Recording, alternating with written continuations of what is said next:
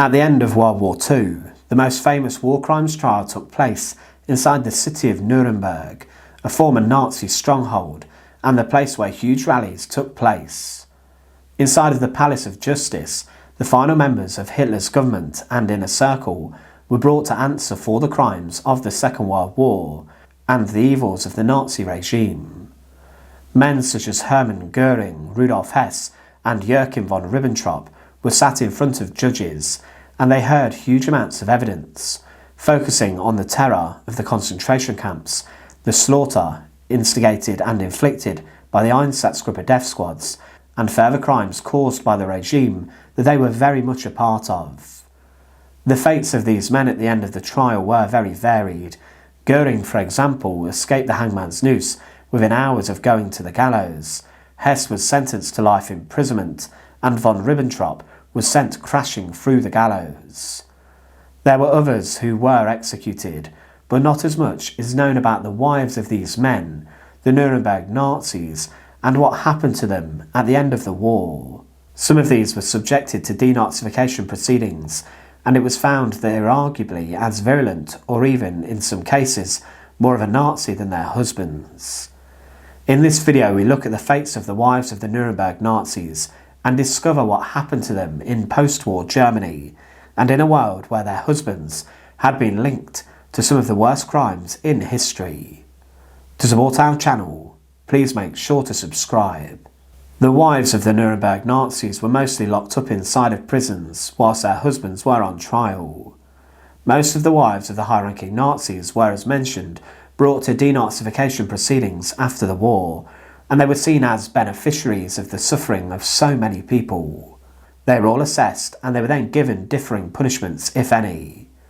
Most of these women had lived incredibly lavish and grand lives whilst the Third Reich was in power, accumulating huge amounts of wealth and influence, and then they became celebrities. Huge parties took place in which they attended on the arms of their husbands, but as the end of the war came around, some tried to flee to save their lives. We will now look at the different wives of the Nuremberg Nazis and look at what happened to them. Please note I have omitted the wives of those Nazis who were acquitted from this video, and I will be outlining the fates of those condemned Nuremberg defendants' wives and also the wives of those men who received prison sentences. The most famous and powerful defendant at Nuremberg was Hermann Göring, a man who was the Reichsmarshal and the head of the Luftwaffe. Göring was known for his intelligence and trying to spin the minds of the prosecution in the courtroom. However, he was married to Emmy Göring. Emmy was his second wife, and she was referred to as the First Lady of the Third Reich due to her involvement in hosting huge parties and events. They married in 1935, with the ceremony being attended by Hitler, but Eva Braun, Hitler's longtime girlfriend, was immensely jealous of Emmy's role in Nazi society and within the inner circle. Her husband was one of the richest and most powerful men in Europe. This wealth accumulated from the theft of property from those who were being persecuted. She lived in huge mansions and castles owned by her husband, and the Görings even hosted King Edward VIII, the Duke of Windsor, and Wallis Simpson. But at the end of the war, Emmy Göring was arrested and was imprisoned at a camp with her daughter and sister. She was brought to denazification proceedings and was convicted of being a Nazi and was locked up in prison for a year. After her release, she lost 30% of her property and was banned from the stage for a period of 5 years, Emmy Göring previously being an actress. She could not return to her career, and she remained inside of a small flat inside of Munich for the rest of her life. Here she wrote her autobiography and suffered with the effects of old age. Of course, her husband Hermann Göring had died hours before his scheduled execution, consuming cyanide, but Emmy Göring died on the 8th of June 1973 at the age of 80. She is buried today inside the Waldfriedhof in Munich, and her grave is allegedly regularly tended to. Despite Martin Bormann's whereabouts at the end of the Second World War remaining a mystery for decades, he was actually tried in absentia and was actually sentenced to death despite not actually being at the Nuremberg Trials. What happened to Martin Bormann is a whole different topic, and one we could probably go on about for hours, but he was married to a woman named Gerda, whose views were somewhat very shocking. Gerda Bormann was a virulent Nazi, and she advocated for her husband to actually have parallel marriages where he could impregnate as many Aryan women as possible to create more children for the Reich. She had a very strange set of views and was very happy for her husband to cheat on her and have mistresses. Gerda Bormann and Martin Bormann did have 10 children, but after the war she went to Italy and it was found there that she had uterine cancer. She was treated with chemotherapy, but actually died from mercury poisoning contracted from this on the 23rd of March 1946. She is interred in a grave inside of a German military cemetery, the Soldatenfriedhof Meran. Her husband's whereabouts are still hotly debated today, and there are still so many questions around this, but less questions around the fate of Gerda Bormann. Karl Dönitz was the Grand Admiral, who became the Reich President following the death of Adolf Hitler. He was someone who at Nuremberg had very clever defence lawyers, and despite being accused of war crimes and other charges, his lawyers managed to turn the charges back on the prosecution, stating that if he was tried for some of them, then the British and other Navy officers should face the same treatment. He was sentenced to 10 years imprisonment at Spandau prison, but in May 1916 he married a nurse named Ingeborg Weber, and the pair had 3 children. 2 of these, sons named Klaus and Peter, died in action during the Second World War. Ingeborg Dönitz, following her husband's release from prison, accompanied him and they then reunited. She lived for some years with her husband and died on the 2nd of May 1962 at the age of 68. She was buried inside of the local Armüller cemetery, close to where she died. Hans Frank was the head of the general government in German-occupied Poland, and he was a long-standing member of the Nazi Party. Frank was a member of Hitler's cabinet also, and he was involved in the persecution and slaughter of so many people inside of Poland. He oversaw 4 extermination camps, and for his crimes was sentenced to death and was hanged by Nuremberg executioner John C. Woods in October 1946. On the 2nd of April 1925, he married Brigitte Herbst, a secretary in Munich, and they had together 5 children. Brigitte was known for being dominating over her husband, and she referred to herself as the Queen of Poland. They had a very unhappy marriage, and Brigitte had many affairs, and Hans Frank tried to divorce her in 1942. She tried to save the marriage to remain the First Lady of the General Government, and she stated that, "I'd rather be widowed than divorced from a Reichsminister." But her husband regarded her as his enemy. Adolf Hitler even personally banned Frank from divorcing his wife. After the war she was arrested and she expected to be shot, and was released from prison in 1948, and all her assets were confiscated. She published a book which her husband had written inside of Nuremberg prison, but died relatively poor inside of Munich in March 1959. Wilhelm Frick is often considered one of the more forgotten, condemned Nuremberg Nazis, and he was the Interior Minister of the Nazi Party. He was condemned to death and hanged for his involvement in crafting the persecuting laws of the Nazi Party, and as the war went on he did lose favour, but was still hanged inside of Nuremberg prison's gymnasium. In 1934 Frick married Margarete Naumburg. She was his second wife following a nasty divorce, and was actually the former wife of a Nazi Reichstag MP. The pair had 2 children, a son and a daughter. Now, I've not been able to find out what happened to her in the years after the Second World War. Presumably for her husband's role in the Nazi Party, she was subjected to denazification, but it is known that she died in 1960, 14 years after her husband had gone to the gallows. Walter Funk was the president of the Reich Bank, and he oversaw the huge mobilisation of the German economy for the rearmament of the nation and also in preparation for the war. He also was involved in the arrangement of forced labour inside the concentration camps, and he was, despite his crimes, sentenced to life imprisonment.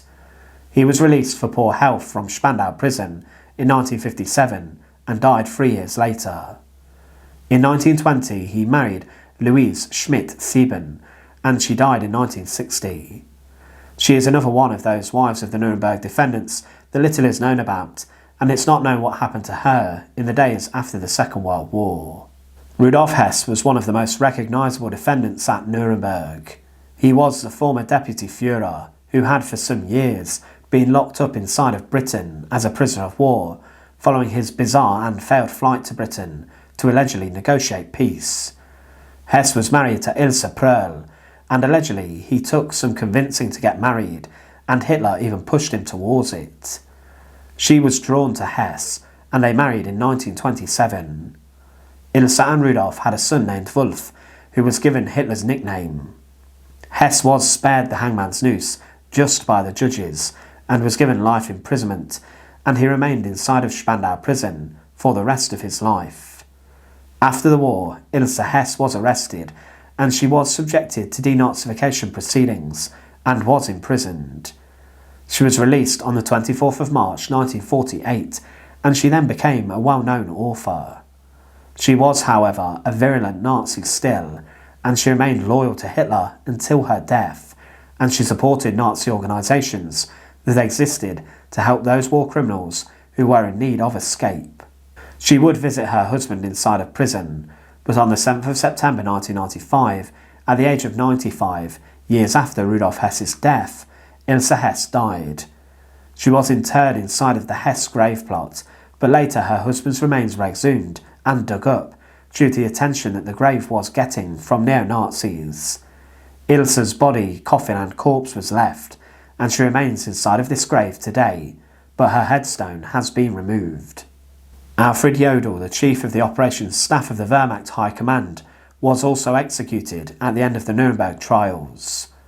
Specifically, he was sent to the gallows for the fact he signed the Commando and Commissar orders, illegal orders that resulted in the executions of thousands.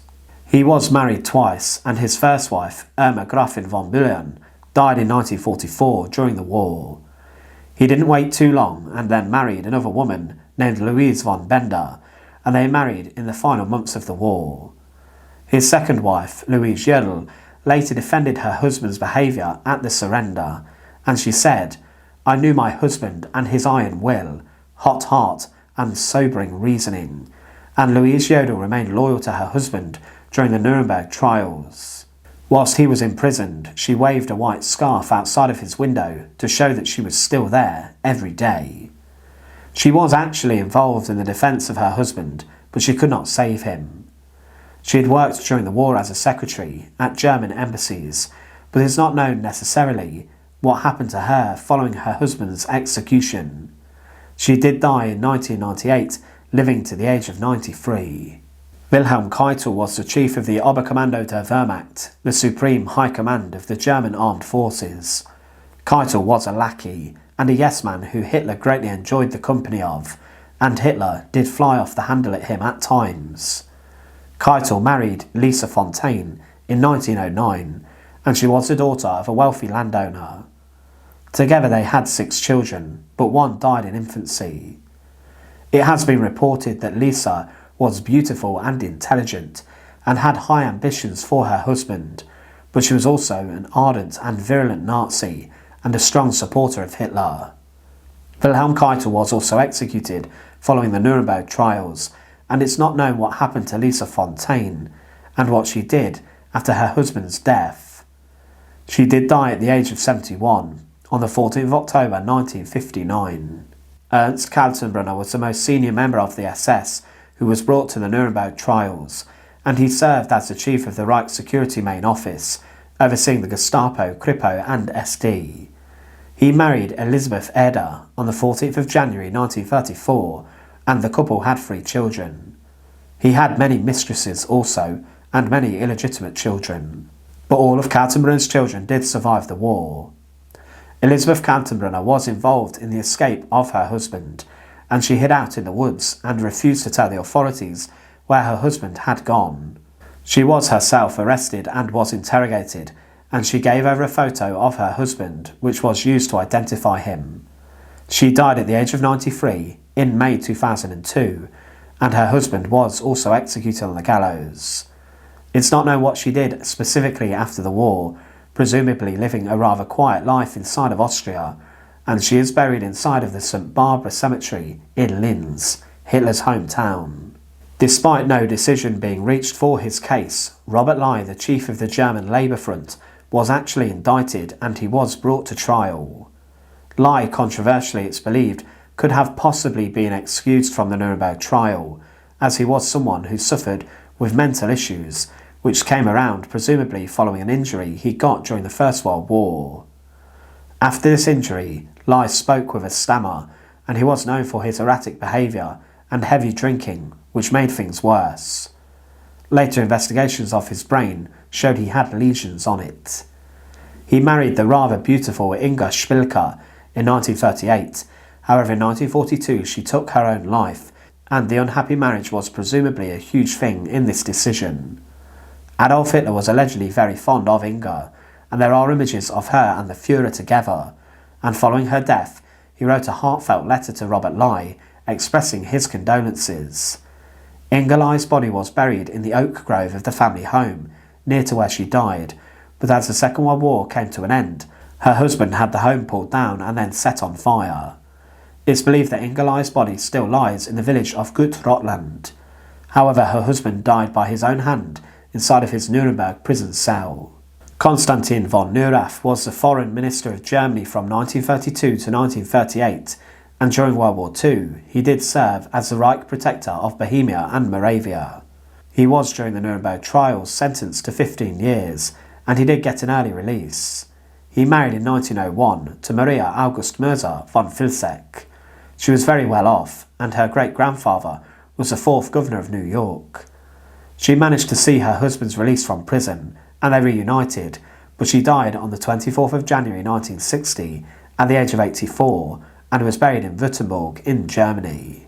Erika Raeder was the chief of the German Navy High Command, and he attained the highest naval rank of Grand Admiral and led the Kriegsmarine for the first half of World War II. At Nuremberg he was sentenced to life imprisonment and was released early due to poor health in 1955. He was married twice, and Erika Raeder helped her husband walk out of Spandau, and she led a campaign to have her husband freed from prison. She made very exaggerated claims to newspapers, claiming her husband's life in prison was oppressive and that he was forced to do hard labour. The reality was that Erika Raeder worked in the prison library just sorting out books. She claimed that the treatment we Germans had to endure is worse than anything that happened to those who were persecuted. The German press helped her case, and German veterans got involved with demands to free Erika Raeder being sent to the US, British and French governments. She did help her husband's cause, but died shortly before her husband in 1959 at the age of 71. Joachim von Ribbentrop was the Nazi foreign minister, and his power and influence dwindled as the Second World War raged on. He was married to Annelies Ribbentrop Henkel, and she was to begin with in opposition to her husband's political beliefs. Her parents did not want her to marry von Ribbentrop, but the pair went through with it regardless. She has been described as a very headstrong and stubborn woman, and she dominated her husband, and it was said that she wore the trousers in this relationship. She was controlling, and she urged her husband to become a Nazi later on. Hitler even acknowledged the fact that Annelies was the powerful one in the von Ribbentrop household. Her husband was sentenced to death and was the first hanged in the Nuremberg executions, but Annelies von Ribbentrop remained towards the end of the war a strong Nazi, and she was imprisoned inside of the former Dachau concentration camp. She had her wealth and fortune confiscated, but this was then partially returned to her, and she also wrote many books and articles defending her husband. She spent a lot of money on legal proceedings aimed at defending her husband's name, and she tried to recover his estates. She died at the age of 99 on the 5th of October 1973 in Wuppertal, Ebenfeld, and she is buried in a cemetery. Interestingly, her husband's name is on the gravestone, but no body exists for him in the grave, just Anneliese's. He was one of the most influential Nazis, and is also one who is very much forgotten about, but Alfred Rosenberg helped to write the Nazi policies and set the ideology of the party. He was a Nazi theorist and outlined the racial policies, and he held different roles during the war, but he was also sentenced to death at the Nuremberg Trials and was executed. Rosenberg was married twice, and in 1925 he married his second wife, Hedwig Kramer. He remained married to her until his execution, and they did have 2 children. However, she died in 1947. It's not known specifically the circumstances around her death.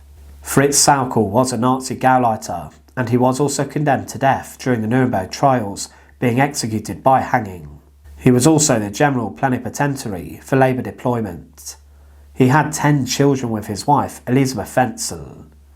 She was regularly at his trial, and she believed that her husband was wrongly put to death for his crimes. She was later tried as a Nazi and was brought to denazification court, and was outlined to have been a lesser Nazi, and was fined the value of 1,000 marks. The court told her that you can best thrash out your sins by going home and educating your children democratically, and she was actually the first Nazi wife tried. She was also placed on probation for 3 years. The wife of Baldur von Schirach, the Hitler Youth leader, was known to have on at least one occasion directly challenged Adolf Hitler.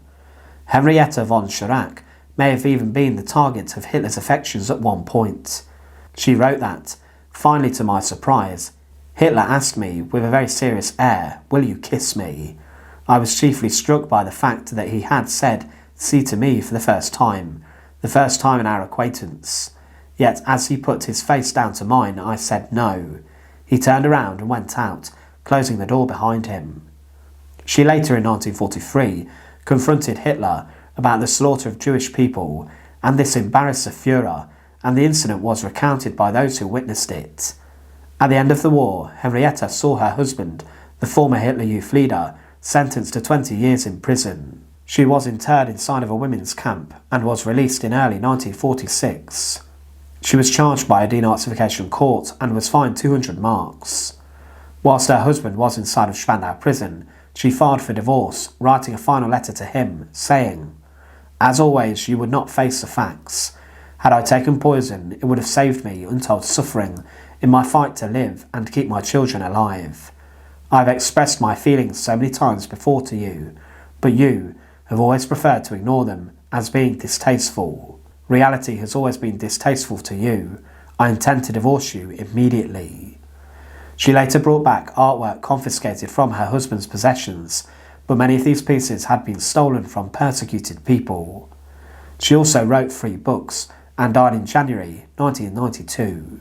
Another lesser-known Nazi, but one who faced the gallows, was Gertrude Seyss-Inquart, the Chancellor of Austria and later Reichskommissar of the occupied Netherlands.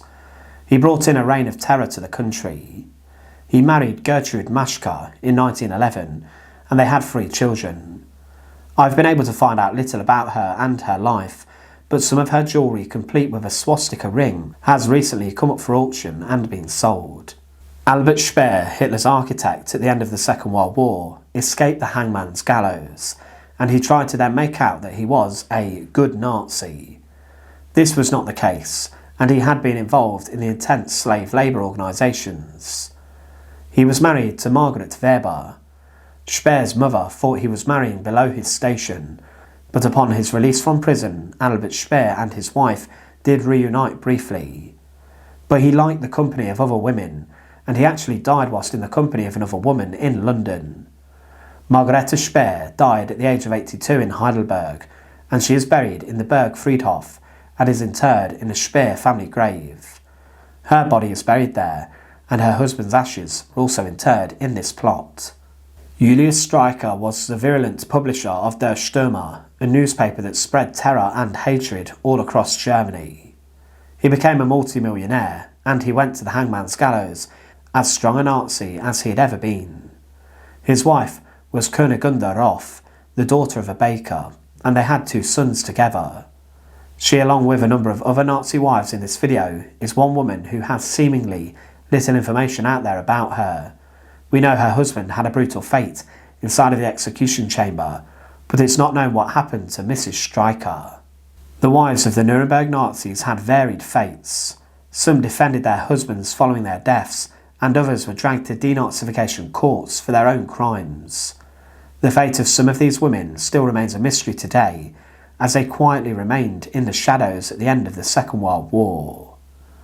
Thanks for watching. To support our channel, please make sure to subscribe, and once again, thank you so much for watching.